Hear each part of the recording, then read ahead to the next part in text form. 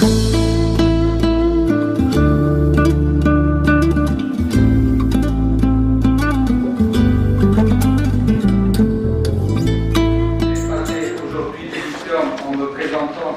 le défenseur du lithium, j'ai eu l'occasion de présenter le lithium en Algérie parce que j'ai été choqué d'apprendre qu'en Algérie, ils n'utilisent pas du tout le lithium depuis 30 ans. Donc c'est de là qu'est venue l'idée d'organiser un congrès lithium l'an dernier à Tizi Ouzou pour réhabiliter le lithium dans la pratique algérienne où il a disparu depuis 30 ans. On m'avait expliqué que c'était une question de réactif qui avait été censuré dans une démarche de limiter tout ce qui est importation par les devises, parmi lesquels les réactifs de dosage du lithium. Et depuis, ils ont importé toutes les molécules coûteuses, sauf le lithium et les réactifs du lithium. Donc, on a organisé une journée pour réhabiliter le lithium. Et Habib m'a invité, et je le remercie. Il sait que j'aime Sfax et j'aime les Sfaxiens et la cuisine sfaxienne. Et je lui raconte tout le temps comment j'ai été reçu au Corail il y a 30 ans.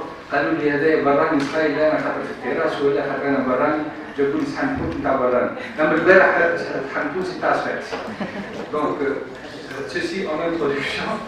Je voudrais parler du lithium pour dire que le lithium est le métal le plus léger, le plus ancien qui a existé sur Terre, puisqu'il est apparu avec le Big Bang. Ce n'est pas quelque chose qui a été découvert par les laboratoires. Il est apparu avec le Big Bang et il est arrivé à peu près un petit peu dangereux avant l'apparition de la maladie du trouble bipolaire qui, lui, a été déjà décrit depuis l'Antiquité. Donc ce sont deux phénomènes, le lithium et la maladie de trouble bipolaire, sont deux phénomènes très anciens et qui ont connu une évolution presque semblable. Ils sont tous les deux cycliques dans leur existence, puisque vous savez très bien que la maladie bipolaire est une maladie cyclique. Et bien, l'utilisation du lithium aussi, au cours du temps, a été une maladie, une évolution cyclique, puisque tantôt il a des succès et d'autres fois il tombe en disgrâce et on l'abandonne, et ça continue jusqu'à présent. Pour revenir à l'histoire encore plus récente, je vais commencer par... Donc les travaux récents confirment de nouveau l'action prophylactique du lithium. On vient de démontrer et confirmer encore l'effet anti-suicide quasiment unique, mais je viens de dire récemment que la clozapine avait une efficacité presque aussi bonne que le lithium. Enfin, l'action neuroprotectrice qui peut apporter un éclairage nouveau sur le mécanisme, puisqu'ils sont très intimement liés, le lithium et le trouble bipolaire sont très liés, et celui qui un jour comprendra comment fonctionne exactement le lithium, comprendra quels sont les mécanismes intimes qui sous-tendent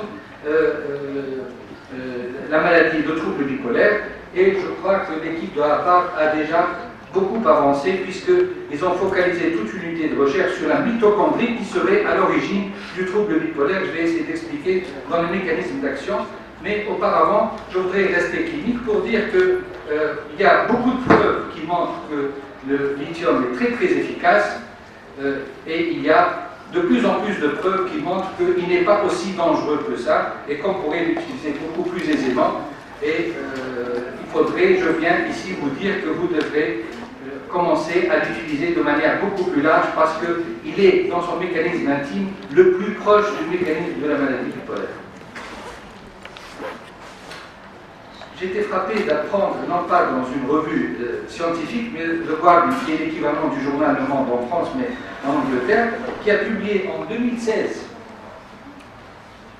en août 2016, cet article, première page, un journal quotidien qui n'a rien à voir avec la psychiatrie, mais qui s'est quand même inspiré des travaux de recherche de la CanMat, de la NICE, qui a fait sa propre méta-analyse pour montrer que le lithium était très efficace, qu'il fallait le recommander. Et le journal, le Guardian, qui a montré que le lithium devrait être utilisé plus largement dans le trouble bipolaire et qu'il a une efficacité certaine sur le suicide et à ce titre devrait avoir sa place en première place dans tous les guidelines.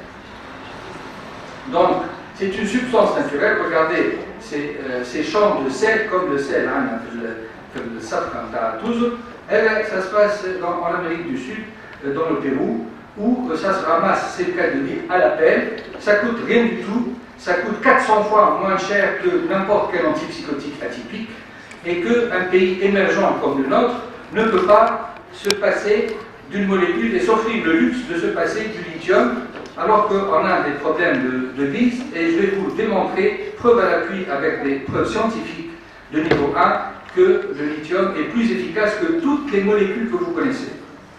Et à côté, on a les trois protagonistes importants au milieu. John Cade, qui est un Australien, en 1949 a montré qu'il était efficace dans les troubles bipolaires.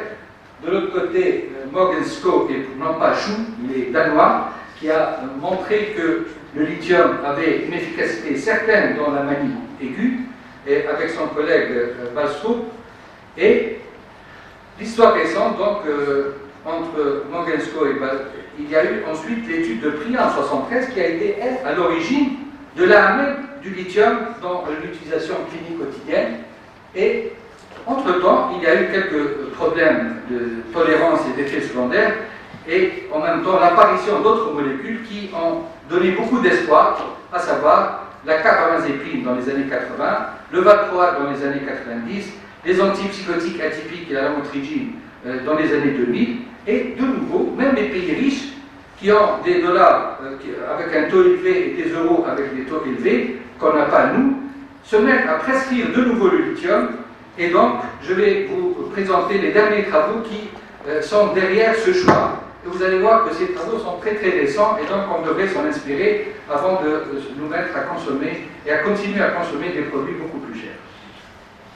Donc, ceci est la première étude donc, de Morgan Scoe qui a montré que, vous regardez, là où il y a les flèches rouges, en haut, il y a la courbe de l'évolution de l'humeur, en bas, l'introduction du lithium, et dès l'introduction du lithium, il y a un aplatissement de la courbe, et à l'arrêt du lithium, les deux flèches en haut et en bas, il y a arrêt du lithium et réapparition du trouble de l'humeur. Et en bas, il y a une étude qui a montré que chez certains, eh ben, ça ne marche pas. Et c'est peut-être que est venue de là l'idée d'utiliser d'autres molécules. Et en 80, le teglétol a été essayé. Donc, il n'y a pas eu beaucoup d'études, en fait. C'est-à-dire des études qui obéissent à la rigueur scientifique qui fait qu'on puisse se fier à ces études-là. Guedes, en 2004, a recherché dans les databases de toutes les études. Il a trouvé 300 études, mais seules 5 pouvaient être exploitables. Donc il y a beaucoup de gens qui ont utilisé le lithium, qui ont beaucoup publié, mais les études n'étaient pas fiables. C'est pour cela que, et puis les labos, ça ne les intéresse pas de mettre en valeur. Personne ne viendra vous dire, voilà une étude qui a montré que le lithium est efficace. Donc personne ne vous le montrera. Et lui, d'ailleurs, il n'a trouvé que 5 études, et vous allez voir qu'elles sont relativement récentes. Donc, première preuve, je me comporte là comme un avocat, j'ai dit du lithium. Je vais apporter la première preuve dans le dossier du lithium. Première preuve, première méta-analyse. 2004, donc c'est relativement récent. Donc, entre-temps, on a eu tous les antipsychotiques, tous les anticonvulsivants, sont tous venus nous dire qu'ils sont les meilleurs et les mieux tolérés. Je vais vous dire que ce n'est pas vrai, ils ne sont pas ni efficaces, ni bien tolérés, aussi bien tolérés que le lithium. Voilà les 5 études. La première, Priya, qui a été à l'origine donc de la même en 73, suivie de celle de Kane, que je ne vais pas développer parce que mon nombre est très très faible, 10 malades pratiquement et 12 placebos, et 3 autres études que je vais développer ici. Je vais vous embêter, mais cette redondance a pour mérite de vous mettre dans la tête le chiffre que le lithium est très efficace. Tenez-vous bien. Première étude, efficacité versus placebo confirmé, on obtient la même en 73. Première étude. Donc, on a randomisé 2 groupes de malades après stabilisation. Ceux qui ont été sous lithium avaient rechuté seulement dans 43%, donc il y a quand même eu près de 60% de gens qui sont restés stables. Et ceux qui ont été sous placebo, eh ben, ceux 20% sont restés stables et 80% ont rechuté. Première grande preuve scientifiquement valable. Deuxième étude, et celle-là n'est pas favorable, elle a été effectuée par Charles Boden, qui a mené cette étude, versus valproate, c'est-à-dire Depakote, et qui a montré, je peux vous montrer donc les différentes parts. La première montre qu'il n'est pas bien toléré, par rapport au placebo du milieu. Les barres en vert sont le placebo, le rouge lithium et jaune c'est le valproate. Donc on commence par la droite. Le valproate est mieux toléré que le lithium et un peu le placebo est mieux toléré que les trois. Dans la dépression, on manque de lithium ne marche pas aussi bien que le valproate. Dans la manie, il n'y a pas beaucoup de différence entre lithium et placebo. Cette étude, on peut le dire, elle est défavorable au lithium, il faut la retenir, et ça va impliquer sur la conclusion de Guedes en 2004. Et la dernière barre concerne toute récurrence de toutes sortes, qu'elle soit maniaque ou dépressive, et elle montre que le valproate fait mieux que le lithium. Deuxième étude, donc, la motrigine versus lithium versus placebo. Qu'est-ce qu'on voit ici? Comme là aussi, je vous ai épargné la méthodologie qui disperse les trois groupes de patients. Je vous donne juste le résultat. Qu'est-ce qu'on voit ici? La courbe du bas en blanc, c'est l'ensemble des gens qui ont rechuté sous placebo. Et la courbe du haut, elle montre que le lithium et la lamotrigine sont équivalentes, c'est-à-dire qu'elles préviennent de la même manière n'importe quel événement typique dans le temps, et que ce résultat est obtenu après une année à peu près. Donc, cette étude de Bode, elle ressemble beaucoup à l'étude. Merci. Si je pouvais encore avoir un micro pour parler maintenant de la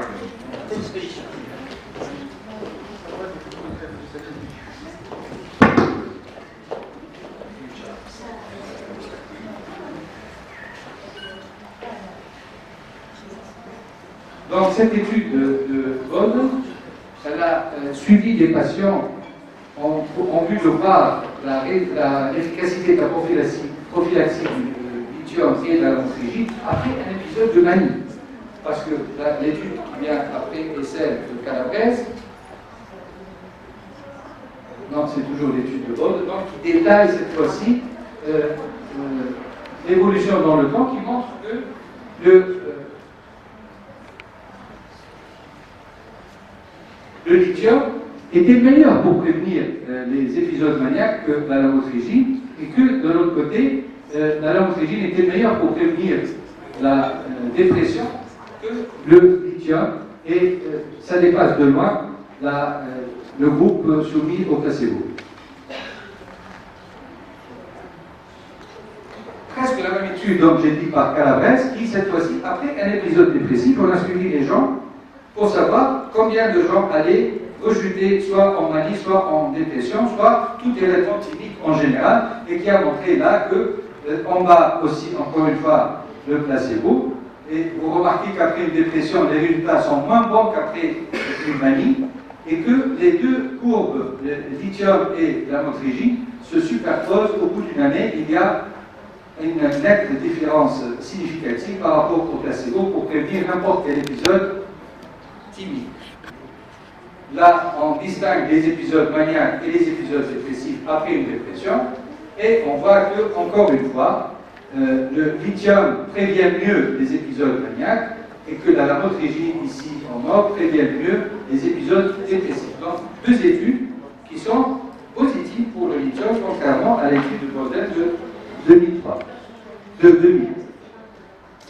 Conclusion de cette première méta-analyse: le lithium prévient tout épisode typique et les épisodes maniaques, mais n'est pas meilleur que le placebo dans la prévention des épisodes dépressifs. Retenez cette conclusion parce qu'elle va être cassée par une autre méta-analyse. On a poursuivi les études, et cette fois-ci c'est versus carbamazépine. Pareil, on a divisé les deux groupes après stabilisation suite à un épisode maniaque ou dépressif. Groupe réparti en carbamazépine, lithium, mais pas de comparateur placebo.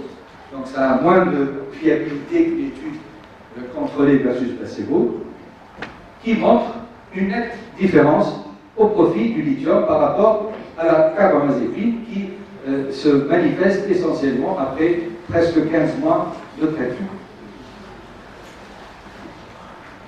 Cette fois-ci versus olanzapine, vous allez voir que je dois dire ici une révélation, c'est que Toen, qui a mené l'étude à cette époque-là, avant de se mettre à travailler avec Bode, il travaille pour l'IBI, donc pour l'Anzapine. Donc les résultats sont un petit peu en faveur de l'Anzapine. Même la couleur mauve est celle de la boîte de Zifrexa de l'IBI, et donc il a montré que le l'Anzapine était meilleur que le lithium pour prévenir n'importe quel épisode dépressif ou maniaque. Et quand il a distingué des récurrences dépressives ou maniaques, les résultats, là aussi, résultats qu'il n'a pas publiés, montrent là aussi une supériorité de l'olanzapine pour prévenir les manies et une équivalence de fonctionnement pour prévenir les dépressions entre lithium et olanzapine. Il y a quand même quelque chose de positif puisque c'est quand même une étude indirectement qui montre que le lithium prévient aussi, contrairement à ce qu'a dit Guedes, prévient aussi les épisodes dépressifs et que, deuxième point, l'olanzapine a l'indication seule sans la fluoxétine pour traiter la dépression bipolaire au Japon. Ils ont retenu de cette étude qui pouvait soigner les dépressions bipolaires et on peut l'indiquer sans antidépression. Passons à cette étude pour arriver à une fameuse étude. Cette fois-ci, elle est très importante, elle est la plus large. Et là, je ne vais pas contrarier mon ami ici présent, puisqu'il n'a plus la défense de la molécule. Je vais aller et attaquer le schéma de l'âme. Cette fois-ci, on a comparé la quetiapine, qui est la deuxième molécule dans l'indication de la dépression bipolaire aiguë. Et cette fois-ci, après stabilisation, on a enlevé tous les autres psychotropes pour laisser quetiapine, placebo, lithium et un grand nombre de malades. Donc c'est une étude très large et avec un nombre de patients. Le design de l'étude est très très bien, avec un nombre de patients assez intéressant et une durée de 2 ans. Certains diront c'est mieux que d'habitude, mais moi je dirais qu'elle n'est pas assez parce que pour voir les effets secondaires de l'un et de l'autre, on a tendance à charger le lithium pour dire qu'il n'est pas bon, mais en fait, quand on laisse la quetiapine longtemps, on a beaucoup de dégâts métaboliques qui ne pourront se voir qu'après 10 ans, chose qu'on sait pour le lithium, mais on ne sait pas pour la quetiapine. En fait, on le sait, mais on ne se dit pas. Alors, qu'est-ce qui ressort de cette étude? Il ressort que quetiapine,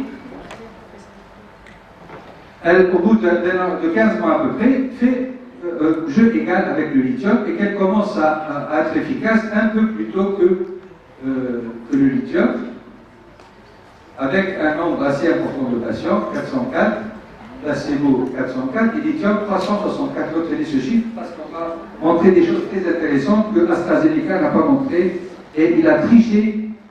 La quetiapine est bonne, elle a eu la même, elle le méritait. Mais ils ont triché parce qu'ils ont inclus des malades qui n'avaient pas un taux de lithium assez important qui représentait 40% du nombre de patients revenus dans cette étude. Je vais vous le montrer tout de suite.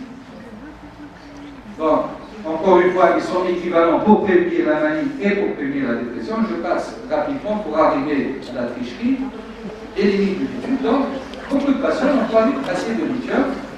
Mais cette limite a des avantages. Quels sont les avantages de cette toute chose malheur est bon. Pourquoi? Parce qu'on a quand même les auteurs qui étaient, je crois qu'ils ont eu des histoires avec AstraZeneca parce qu'ils ont continué l'étude tout seuls. Les gens qui avaient Wessler et Nolen, qui avaient fait l'étude pour AstraZeneca, ont poursuivi l'étude pour voir quels sont ces malades qui n'ont pas répondu. Et ils ont trouvé des choses très intéressantes. Les gens qui avaient répondu très bien et aussi bien que la quetiapine avaient une glycémie comprise entre 0,6 et 0,8. Donc si vous voulez que votre lithium marche, assurez-vous qu'il y a 0,6, 0,8.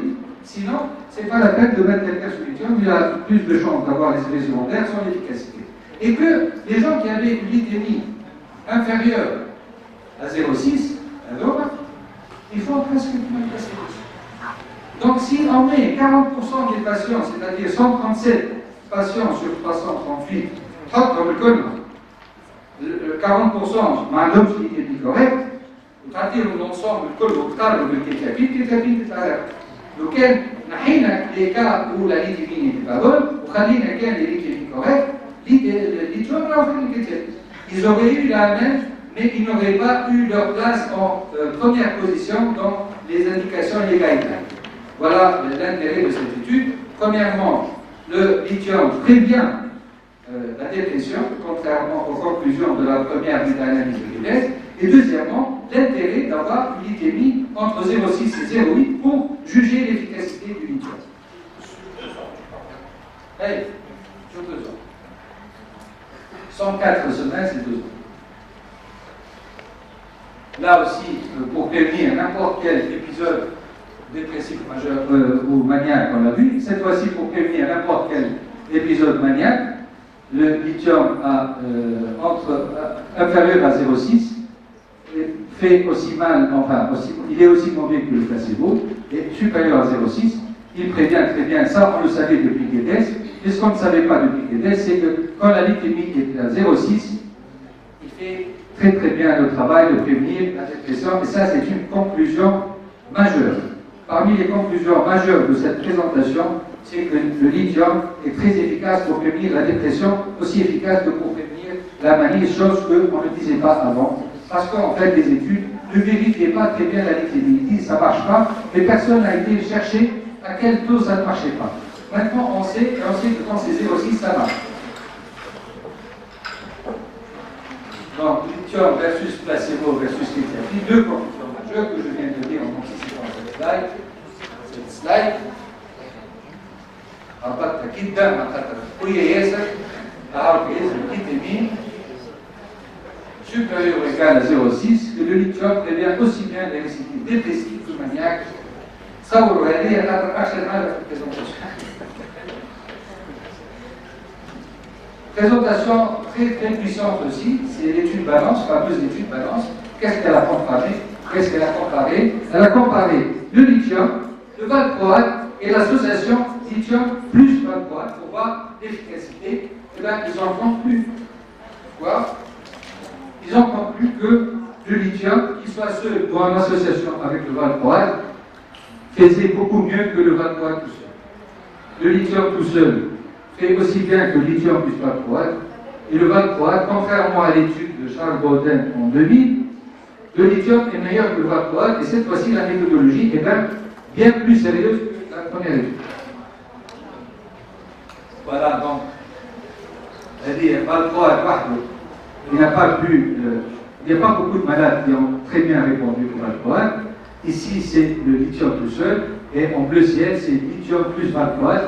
Il fait mieux en nombre de patients qui ont rechuté. Ce nombre est moins que le nombre sous valproate seul, et très très proche de valproate plus lithium. Donc, le valproate, contrairement à ce qu'on disait, même dans la slide que j'ai dit tout à l'heure, ne rajoute pas grand-chose au lithium. Quand le lithium marche, il marche très bien, il peut faire le boulot tout seul. Cette fois-ci, pour prévenir les épisodes maniaques, là, il y a une différence un peu plus nette de l'écart entre lithium seul, lithium plus valproate, et là, toujours, le valproate, contrairement à ce qu'on disait, n'est pas aussi bon pour prévenir les... D'ailleurs, j'ai approfondi cette étude, je prescris beaucoup moins le valproate, alors que j'étais parmi les premiers à prescrire à la Gamanu le valproate il y a 15 ans. Donc, cette fois-ci, pour prévenir n'importe quel épisode dépressif, c'est ce que j'ai dit tout à l'heure, lithium seul ou en association font bien, nettement mieux que le valproate tout seul. Donc, cette étude est déterminante, elle a réussi à démontrer sans équivoque que le lithium réduit le risque de rechute et le nombre d'épisodes dépressifs.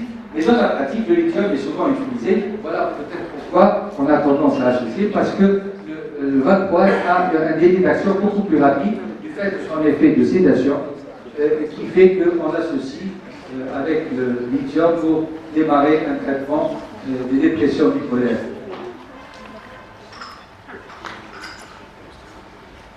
Là, je ne vais pas détailler, c'est une autre étude naturalistique qui a été faite au Danemark.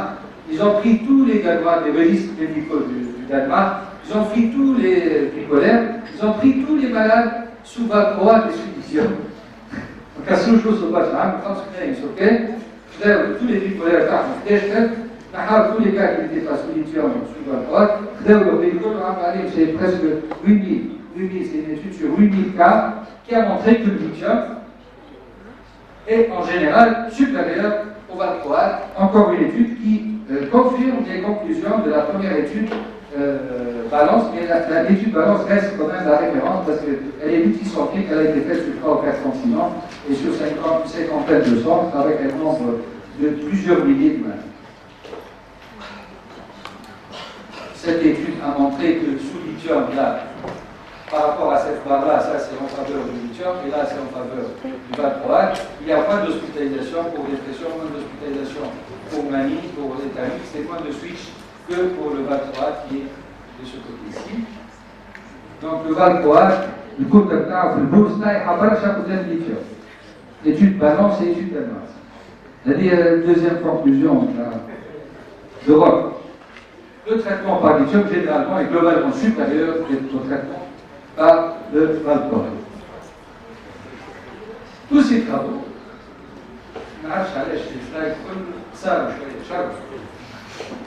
tous ces travaux ont abouti à des conclusions étant cette fois-ci en relief le lithium en première position, première intention. L'APA de 2002, il n'y a pas eu d'autres guidelines de l'APA. La 2010, la guideline de 2010 a été suspendue parce qu'il y avait beaucoup de trafic entre les médecins, chercheurs et les laboratoires. Donc ça a été arrêté. La NICE guideline 2006 met le lithium en première position. La WFSBP, c'est-à-dire World Federation Society of Biologique, Psychiatrie biologique, qui met aussi le lithium en première intention. La CALMA de 2013 qui met le lithium aussi en première intention et en première position. Alors, seuls les guidelines que je viens de présenter de la WFSBP et la CALMA de 2013 ont inclus l'étude de Milans qui a montré tous les dessous de l'étude de AstraZeneca qui montrait que le lithium faisait moins bien que la kétiapine. Et en incluant les résultats de cette étude-là, eh bien, ils ont mis le lithium avant la kétiapine.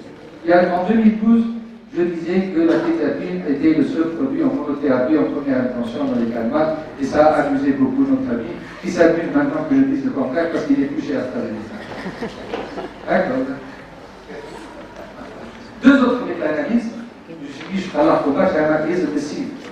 Deux autres méta-analyses récentes, واحدة 2014 والأخرى 2014, vous êtes d'accord et la dernière. Donc, la première étude de Severus qui travaille en Allemagne de l'Est, Allemagne de l'Est, Dresde, à Dresde, qui a beaucoup travaillé, toute son équipe travaille beaucoup sur le lithium, qui a pris l'étude de GDS à laquelle il a rajouté deux autres études systématiques, donc il est passé de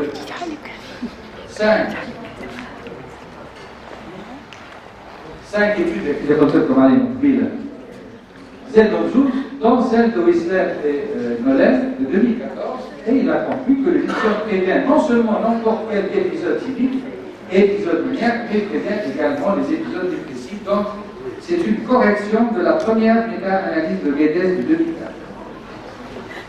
L'autre étude, elle est japonaise, publiée dans celle de 2014, qui a comparé cette fois-ci non seulement l'efficacité, mais aussi la tolérance du lithium et des autres produits comparateurs. Qu'est-ce qui ressort de ces 33 études contrôlées et randomisées, 17 traitements monothérapie et association. Parmi les monothérapies, seul le lithium et la kétiapine comparés au placebo s'étaient révélés capables de prévenir n'importe quel épisode clinique. À noter que pour la kétiapine, ce qui n'a pas été le cas pour le lithium, toutes les études ont été enrichies. Des études enrichies. Les études enrichies, c'est-à-dire, ils ont bien répondu à la kétiapine, c'est-à-dire on part déjà gagnant avec un corps de malade bon répondeur. Alors que pour le lithium, on n'a pas fait ce cadeau-là, et c'était des malades au hasard. Alors que pour la kétiapine, on a pris des bons répondeurs, et on s'est dit, comment vont répondre les bons répondeurs? Et bien, on s'attend à ce qu'ils répondent très bien. On appelle ça une étude enrichie. Voilà, qu'est-ce que c'est qu'une étude enrichie? C'est une tricherie tolérée par le monde scientifique. Alors, qu'est-ce qui ressort de cette étude? Donc, toutes les études, tous les comparateurs sont là. Maintenant, je vais simplifier cette lecture de slide. Vous allez remarquer qu'il y a trois bandes. La première bande où il y a le lithium seul, la deuxième bande où il y a tous les autres comparateurs, et la troisième bande où il y a imipramine seul ou imipramine avec lithium. Pourquoi ces trois bandes sont là? c'est le niveau de preuve et de rigueur méthodologique de l'étude. La première et la seule, c'est celle du lithium, où il y a 4 croix de solidité, c'est-à-dire qu'il n'y a pas de tricherie, le nombre de patients est correct et la méthodologie est bien respectée, ce qui n'est pas le cas du tout. Ils sont tous à 2 croix, à part le Lonzapi, qui elle a 3 croix, mais ses résultats sont moins bons pour la dépression. La Quetzalcoatl, Cheikh, Akhil, le lithium, quand on voit le niveau de fiabilité des études, elles ne sont pas bonnes. Donc 4 croix pour le lithium, 2 croix seulement pour la Quetzalcoatl. Donc ça marche, mais quand on fouille, ça ne marche pas aussi bien. Il faut savoir ça. Voilà, qu'est-ce qu'on a analysé, c'est quel que soit le niveau, le type de rechute. En vert, c'est les rechutes maniaques ou mixtes. En bleu, c'est les rechutes dépressives. En bordeaux, la tolérabilité. Et en rouge, l'acceptabilité. Qu'est-ce qui ressort? Pour le lithium, il fait bien partout. La Quetzalcoatl fait mieux avec les réserves que je viens de dire, c'est-à-dire que les études ne sont pas aussi sérieuses que pour le lithium. Et puis le nombre, regardez, à 1364 ou 1695, ça reste un chiffre très important, mais moitié que celui du lithium. C'est l'étude de Biroa, de 2014, qui a fait beaucoup de bruit aussi. Donc, ces deux conclusions de ces deux méta-analyses sont similaires. La première, elle conclut qu'en l'absence d'autres traitements disposant de preuves d'efficacité aussi amples et consistantes, des niveaux de preuves aussi importants que le lithium. Le lithium reste l'option de traitement la plus favorable pour cette indication. La deuxième méta-analyse, conclut que le lithium semble être le candidat le plus raisonnable pour être la première option pour le traitement pharmacologique prophylaxique musculaire. Et Nolet, qui a fait l'étude de 2014 avec le SLER, qui a montré que le lithium n'était pas bon à cause de la lipidémie, il a dit que le lithium devrait être la seule médicament. Bouche de première intention avec les autres, le seul. Il a été peut-être un peu loin, mais il s'est permis de faire parce que c'est une technique. Nice, donc, National Excellence. Nice, c'est la Calvane, les Anglais. C'est l'excellence. Elle a fait sa propre méta-analyse, à discuter les autres méta-analyses. Cette fois-ci, pour tout ce qui est tolérance métabolique, tolérance physique, tout ça, est publié en 2016, c'est-à-dire très récent. Et c'est cette étude qui a été à l'origine de l'article de Guardian tout à l'heure, qui a montré que le lithium devrait être utilisé partout et qu'il est très efficace qu'il faut l'utiliser. Donc c'est cette étude-là, cette méta-analyse récente de la NICE. Qu'est-ce qu'elle recommande, cette NICE? Le lithium en première intention pour le traitement pharmacologique et prophylactique du bipolaire. Si le lithium est inefficace, on associe le valproate, c'est-à-dire on n'élimine pas. Il reste toujours là, on lui rajoute le valproate. Si le lithium est mal toléré ou bien le malade ne va le prendre, on peut considérer valproate comme un. Donc il est en première position et nettement avant les autres produits. L'imitation majeure de toutes ces études, c'est qu'elles ne dépassent pas 2 ans. Or, un traitement au long cours, on ne peut pas parler d'efficacité. S'il est resté seulement 2 ans, ce n'est pas tellement la prophylaxie. Et puis, pour ce qui est des problèmes, par exemple pour le rein, on sait que le lithium n'est pas bon pour le rein. Mais est-ce qu'on a été chercher à savoir, est-ce que les antipsychotiques avec le syndrome métabolique, quel risque de mortalité cardiovasculaire pourrait avoir à 10 ans? C'est-à-dire, il faut comparer ces qui est comparable. On a trop tapé sur le lithium, mais on n'a pas assez publié les dégâts faits par les antipsychotiques atypiques. Ces risques respectifs devraient être mis sur la balance. Quand vous dites, je ne donne pas le lithium, je préfère donner un antipsychotique atypique ou le valproate, comparez l'efficacité, vous avez la preuve que c'est plus efficace, et comparez la tolérance et l'acceptabilité et la toxicité, vous allez voir que si vous faites le même boulot que pour les antipsychotiques atypiques et le lithium, vous allez voir que les deux ont beaucoup de choses à se reprocher. D'ailleurs, cette étude a été faite dans la schizophrénie, publiée en 2009, où on a comparé la mortalité de la clozapine, parce qu'on a fait le même reproche à la clozapine, et bien on a comparé sur le long terme avec d'autres produits, et il s'est avéré que la clozapine, on met en exergue ses dangers, mais il faudrait les comparer avec les autres dangers des autres molécules. Les indications, au lieu de vous faire tout un laïus sur toutes les indications, j'ai préféré énumérer ici les indications et à côté, à droite, le niveau de preuve pour chaque indication. Et vous allez voir que pour la manie, on s'y attendait, des niveaux de preuve 1, pour la dépression bipolaire, des niveaux de preuve 2, la prophylaxie 1, cyclotimie, pas bon, 4, il faut 4, dépression bipolaire, niveau 1, c'est-à-dire que toutes les dépressions résistantes auxquelles on rajoute un peu de lithium, ça marchait très bien, et c'est des preuves de niveau 1, c'est-à-dire très très solides comme preuve.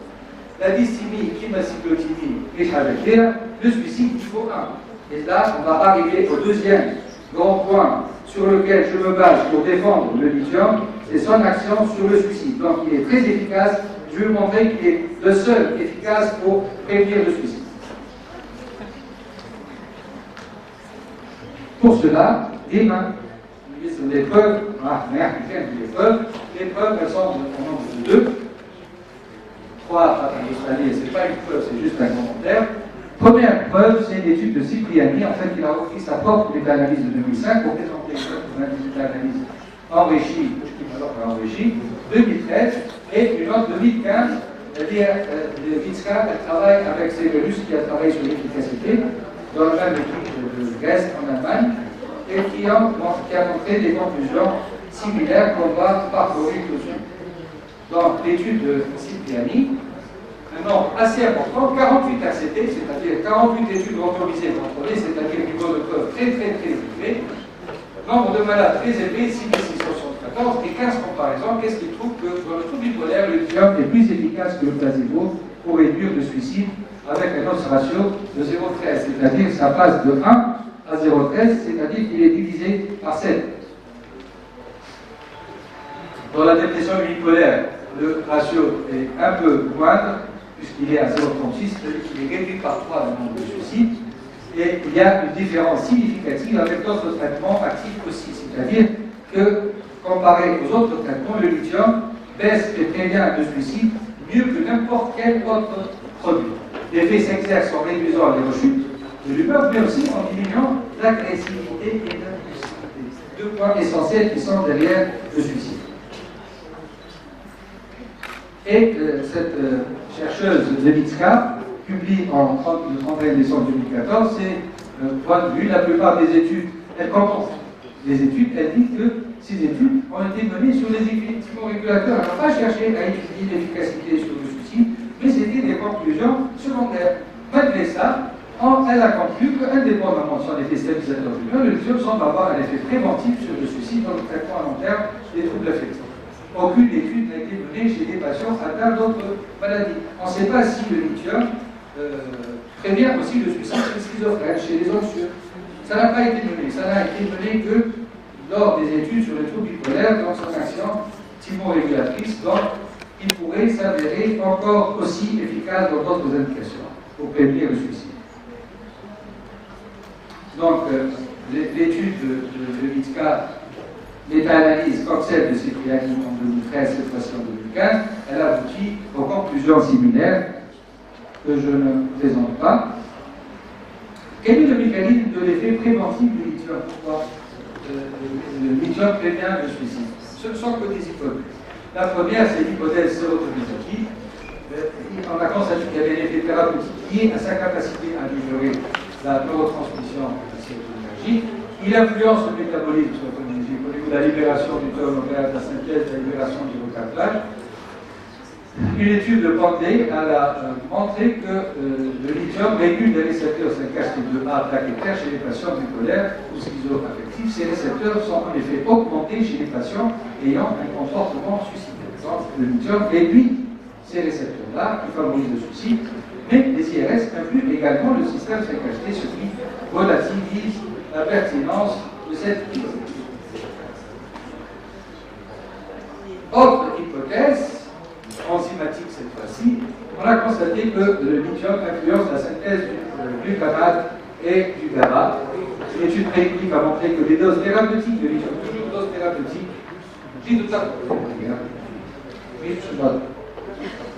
pendant 7 jours, elle a augmenté l'activité de la glutamate synthétase et de quelque chose a disparu, le niveau cérébral de glutamine entraîne une diminution du glutamate et du GABA.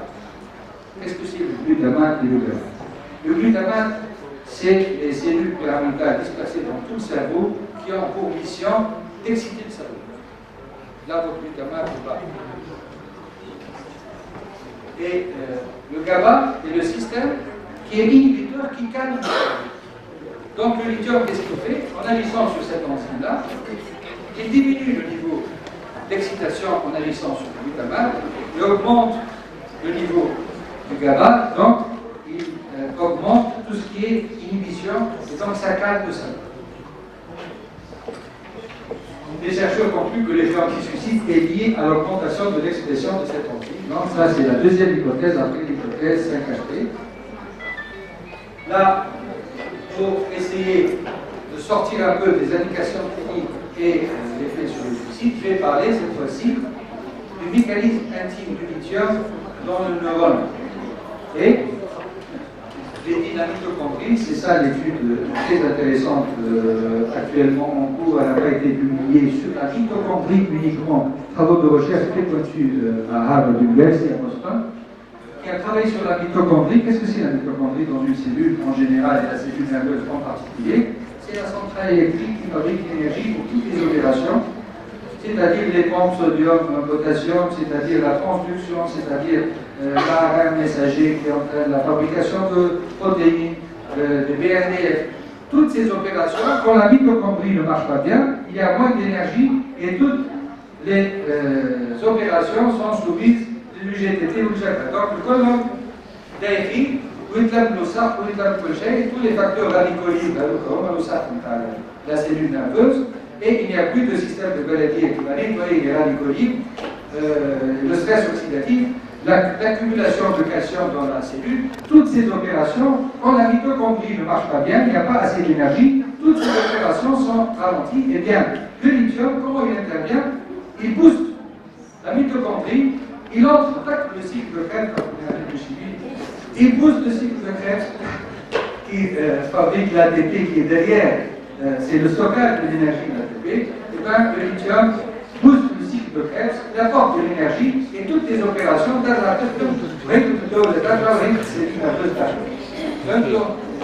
donc ce niveau-là, ces actions-là interviennent au niveau extracellulaire qui est clean bionique, sodium, potassium, calcium. Le sodium il est très toxique pour la cellule nerveuse. Sous l'effet du lithium, il est vite évacué par les neurotransmetteurs chacun frère pélique pour le glutamate, mais aussi pour la dopamine. On a vu aussi ce qui se passe pour le GABA, mais aussi la sérotonine. Donc, كل شيء يطلع يكتب اللي هي ترقص بتاع الدوبامين والرياضي يصير الجابا والسيروتونين والامور هانيه وسيكل دو كريبس يرجع يخدم ولا ديبريسيكليك يرجع يخدم et la transduction, c'est la transduction à dire, c'est elle qui va induire l'ADN à donner l'ordre de fabriquer tout ce qui est protéines protectrices. Voilà comment le lithium intervient pour fabriquer tout ce qui est BNDF et autres substances qui entraînent la prolifération du volume cellulaire, pas seulement des neurones, mais aussi de la matière blanche, même si les résultats ne sont pas aussi probants que la matière grise, et le volume du cerveau a été augmenté, et on a vu à l'échelle macroscopique, et les résultats des travaux de neuroimagerie cérébrale ont confirmé ces résultats. Les troubles de l'humeur sont liés à des dysfonctionnements neurologiques, stress oxydatif, déficience de nucléus cellulaires, diminution du volume de matière grise et perte hormonale. La neuroimagerie de l'hormone, tout comme son action anti-suicide, l'effet neuroprotecteur est indépendant de l'action de son comme c'est une maladie évolutive et neurodégénérative, si on ne donne pas à temps le lithium, on ne va pas pouvoir protéger les cellules nerveuses et après on va dire que ça ne marche pas. Donc si vous allez vérifier l'efficacité du lithium chez quelqu'un qui a 10 ans de carrière de bipolarité, ne vous étonne pas qu'il ne répond pas au traitement. Parce que tout ça, tous ces dégâts sont déjà un chef qui malade Alzheimer. D'ailleurs, il y a une question, la question d'extension de l'utilisation du lithium dans toutes les formes de démence, puisqu'on a montré que la substance tau qui s'accumule dans la maladie d'Alzheimer, eh bien, le lithium contribue aussi à activer tous les systèmes territoriaux de la substance Donc, et pourrait donc avoir un effet bénéfique sur la maladie d'Alzheimer. D'ailleurs, même ceux qui ne sont pas bons répondeurs avec les soins, ça ne répond pas bien, cette action d'accroître le volume de la matière grise reste en vigueur. C'est-à-dire, même quand un malade ne répond pas bien au lithium cliniquement, il est toujours bien protégé par le lithium quand on le donne tout le temps. C'est-à-dire, ça marche ou ça ne marche pas, laissez les gens sous lithium. Aïtou. 06 la première conclusion. Donc, là, je résume. Au niveau cellulaire, réduction de l'excitation dopamine et tabac, augmentation de l'inhibition GABA, augmentation du volume cérébral, mais aussi amygdale, donc c'est en cours. Le lithium pourrit de sa vie. Comme on a un passage dans l'état de concentration, grave insertion, il y a un volume beaucoup plus grand sur le film. Le lithium pourrit. Pourrit de sa vie. Ah, voilà. Le lithium sans stress. Le lait pas de lithium, pas de stress. Normal, il est presque sous lithium en meilleur état. Réseau neuronal. Le lait sous le stress, pas quelque chose à chaque état. Le lait stress et lithium, le niveau du réseau neuronal se rattrape un tout petit peu. Elle est proche du témoin et proche du lithium sans stress. Voilà ce qui se passe au niveau du réseau neuronal avec ou sans stress, avec ou sans lithium. À l'intérieur de la cellule, qu'est-ce qui se passe? On a déjà dit l'essentiel, je vais essayer d'être plus didactique pour expliquer ce qui se passe à l'intérieur de la cellule au niveau des enzymes. C'est compliqué, mais vous avez retenu l'essentiel. Donc, même si je me prends les pieds dans l'explication, je suis sûr que vous avez déjà retenu la leçon. Allez, on passe aux choses compliquées, mais moins importantes que ce que je dis. L'action du lithium sur la glycogène synthétase kinase et sur l'inositol monophosphatase. Donc, deux enzymes. On dit,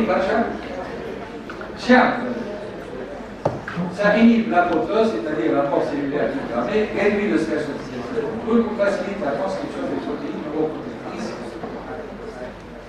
Mani 2013. Des travaux, toujours par Mani, ça c'est un grand chercheur qui a passé son temps à étudier le lithium. Étude, regardez bien, pour vous dire que je travaille sérieusement dans le abstract, cette étude a été étudiée en octobre 2016. Il confirme l'action de la GSK3, action sur le cycle cardiaque, et ça, c'est une voie de recherche très intéressante pour expliquer le cycle bipolaire. Le cycle cardiaque serait à l'origine et au centre de tout ce qui se passe dans les variations émotionnelles et physiques du cycle bipolaire. Une meilleure compréhension du numérique pour plus l'auteur, du numérique du lithium, pour des voies de recherche, pour des nouvelles drogues visant les addictions. Donc, en résumé, on a vu. Voilà, il est compliqué à rajouter à cause des couleurs, pour les enfants, j'aime bien les slides colorés. Mais c'est pas aussi compliqué que ça. Hein? Mais tout le temps, juste, je crois que le collègue, c'est le cycle de l'inositol qui est impliqué donc, pour fabriquer les IP3. Les IP3 هم سبب المشاكل dans la cellule. هم البلدي كيف ما تقدرش هم السبب الIP3 هذا. تبص عليهم l'inositol. Il n'y a plus d'IP3, on peut nettoyer un peu plus facilement. Et là, de l'autre côté, la GSK3, c'est tout ce qui est neurotrophique, donc on agit à ce niveau-là. Là, ce sont les membres génétiques, ça va, c'est d'accord. Comment agit au niveau intime? Il agit par compétition avec le lithium et le magnésium. Donc, magnésium ion, lithium chez le corps, et on obtient l'inhibition de la GSK de manière directe ou indirecte, mais aussi l'itol monophosphatase, elle est aussi contrôlée par le lithium. Qui entraîne une baisse de l'IP3, donc augmente l'autophagie, c'est-à-dire le nettoyage de la cellule. Et la troisième, c'est la stimulation des facteurs neurotrophiques, les BRDF,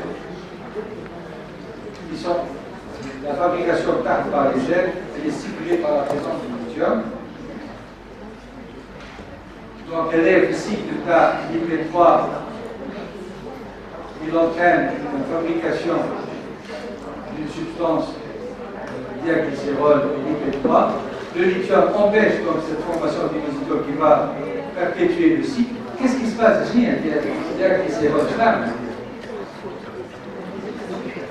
Alimine, elle active la protéine C kinase. Je dis la protéine C kinase. Ça fait ça, je dose. Regardez ce qui se passe. En activant la protéine C kinase, on entraîne la manie. La manie est due à l'activation par le diaclysérol, l'activation de la protéine C kinase qui entraîne la manie, et sous l'action du lithium, inhibition de la protéine C kinase et traitement de la manie. Quant à l'action, c'est-à-dire que les 3 litres total, C-nerveuse, tous les radicaux libres, tous les calcium, par exemple sur les calcium, l'IP3 est très actif, qui tombe sur l'IP3, sur le calcium, aussi dans les mitochondries, les centrales électriques, et donc tout ça se passe grâce à la présence du lithium. Donc voilà, donc on n'est pas ici sous l'effet de l'inhibition de l'IP3. Il y a moins de calcium, moins de stress cellulaire et moins d'apoptose. C'est-à-dire l'action sur la demande. C'est une étude qui a montré que les gens qui étaient sous lithium, 25%, la plupart des bipolaires finissent démons. On ne sait pas assez parce qu'il n'y a pas que des troubles de l'humeur, il y a aussi une atteinte cognitive dans la bipolaire. Et bien, sous les lithium, il y a une réduction de 25% d'évolution démentielle chez les bipolaires. Donc, c'est une action très très importante. Là. Les lithiomètres de Mali, toujours Mali, qui montre un peu à chaque niveau qu'est-ce qui se passe. Ça, c'est le niveau 0608. Une manie, on a tendance à aller jusqu'à 1. Une dépression peut devenir un peu cher. Au-delà, c'est l'effet toxique. Et en bas, c'est insuffisant. Vous savez ça. Ce qu'on ne savait pas, ce qu'on savait à tort. Je vais commencer par ce qu'on savait à tort. Et quand il y avait une insuffisance thyroïdienne, on ne donnait pas cette contre-indication au lithium, enfin c'est faux. Ce n'est pas dangereux parce que les bipolaires en dehors du lithium, ils ont déjà une insuffisance thyroïdienne. Qu'est-ce qu'on fait maintenant? Quand il y a une insuffisance thyroïdienne avec ou sans lithium, on donne des extraits thyroïdiens. Par contre, ce qu'on ne savait pas, et moi-même, c'est récent dans les prescriptions de lithium, je surveille le calcium. Parce que l'atteinte de le lithium touche aussi la parathyroïde, pas seulement la thyroïde.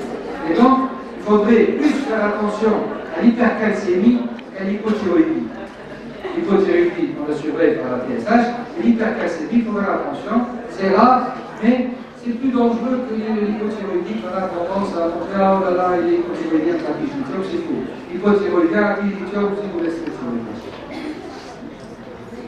L'effet sur le rein aussi, il est rarement grave. En fait, il y a une baisse d'infiltration glomérulaire, elle est rarement grave et rarement arrive et atteint la mort. Ça, c'est une étude de McKnight qui a été confirmée par une autre étude qui a disparu de mes slides en 2015. Contre-indication relative, superposition et donc, c'est des détails, c'est pas nouveau. Ah, on a essayé de savoir sur quel cycle exact précis le lithium agit. On s'est aperçu qu'il y avait un produit qui est antifongique, anti-inflammatoire, utilisé dans les leucémies myéloïdes, qui avait les mêmes actions que le lithium au niveau du neurone, avec beaucoup moins de toxicité. Mais, comme par hasard, ça coûte 400$ la boîte. Le lithium coûte 21% la boîte de 100 comprimés. Le Lepsélen coûte 400. Ils vont montrer qu'il est plus efficace que le lithium. Enfin, c'est une étude là aussi, juin 2016. Le Lepsélen fait comme le lithium, c'est un mimétique, c'est un lithium-like. Conclusion, 60 ans d'expérience, on risque de perdre une molécule intéressante qui date du Big Bang parce qu'on a élaboré là avec des nouvelles molécules. Je vous ai montré la preuve à l'appui que le lithium les dépasse toutes, qui n'est pas aussi dangereux qu'il faut certes surveiller, mais ne pas se passer de cette molécule. C'est même pas une molécule, c'est un ion le plus léger du tout, et qu'il ne faut pas négliger ses effets à la fois curatifs, préventifs, neuroprotecteurs et neurotrophiques. Sans faible coût et de cycle non négligeable. Et là, parce que vous avez été sage et attentif, je vais vous faire un cadeau. J'ai apporté des bonbons. Regardez ce tableau-là. Ça a été fait par une patiente bipolaire qui a peint ce qu'elle croit savoir du lithium. Et je peux vous dire qu'elle sait beaucoup plus que nous. Cette patiente bipolaire, elle s'appelle Anne Naylor. Elle a fait ce tableau-là pour Mali, que j'ai présenté tout à l'heure, le chercheur australien, et il a illustré sa dernière étude avec ce tableau-là. Qu'est-ce qu'elle dit? Lithium crossing fluoride en bleu, c'est-à-dire la traversée du lithium à partir des veines entraîne une sorte de protection de membrane. Regardez comment elle a écrit membrane. Le lithium, membrane, couche membrane, membrane, cerveau. Le lithium membrane, ça c'est un jeu de mots de bipolaire typique, avec les couleurs rouges et chatoyantes, c'est bipolaire. Et qu'est-ce qu'il fait quand il traverse? Provide smooth stability, il apporte la stabilité de l'humeur, provide acting as a membrane, en agissant comme une membrane, qui prévient les effets des différentes phases de la maladie, des cercles ici, des cils, des cercles sur le cerveau, et chaque cercle traduit une des facettes des tableaux dépressifs, maniaques, hypomaniaques, schizophrènes, et le lithium les protège dans des antisons comme ça. C'est comme ça quand le lithium protège cliniquement et traduit ce qui se passe au niveau neuronal. Je vous remercie.